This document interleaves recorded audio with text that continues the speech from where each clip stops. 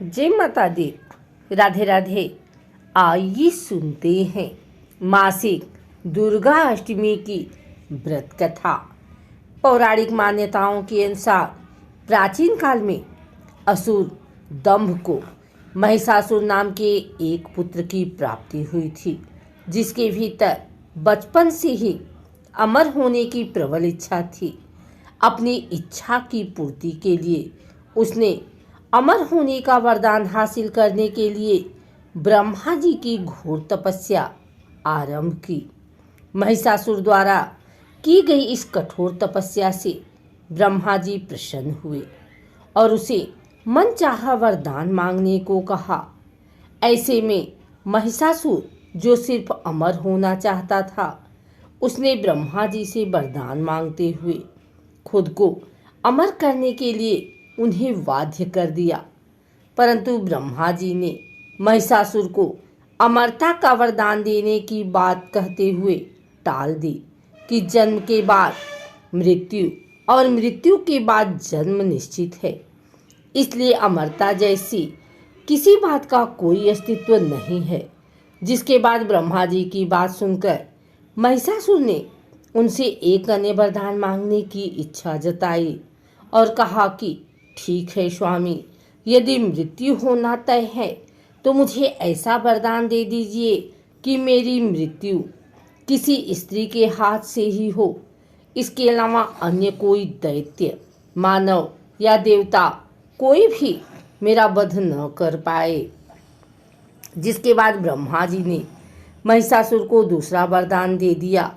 ब्रह्मा जी द्वारा वरदान प्राप्त करते ही महिषासुर अहंकार से अंधा हो गया और इसके साथ ही बढ़ गया उसका अन्याय। मौत के भय से मुक्त होकर उसने अपनी सेना के साथ पृथ्वी लोक पर आक्रमण कर दिया। इससे धरती पर चारों तरफ से तबाही मच गई। उसके बल के आगे समस्त जीवों और प्राणियों को नतमस्तक होना ही पड़ा। जिसके बाद पृथ्वी और पाताल को अपने अधीन करने के बाद अहंकारी महिषासुर ने इंद्रलोक पर भी आक्रमण कर दिया, जिसमें उन्होंने इंद्रदेव को पराजित कर स्वर्ग पर भी कब्जा कर लिया। महिषासुर से परेशान होकर सभी देवी देवता त्रिदेवों अर्थात महादेव, ब्रह्मा और विष्णु के पास सहायता मांगने पहुँचे। इस पर विष्णु जी ने उसके अंत के लिए देवी शक्ति के निर्माण की सलाह दी। जिसके बाद सभी देवताओं ने मिलकर देवी शक्ति को सहायता के लिए पुकारा और इस पुकार को सुनकर सभी देवताओं के शरीर में से निकले तेज ने एक अत्यंत खूबसूरत सुंदरी का निर्माण किया। उसी तेज से निकली माँ आदिशक्ति, जिसके रूप और तेज से सभी देवता भी आश्चर्यचकित हो गए।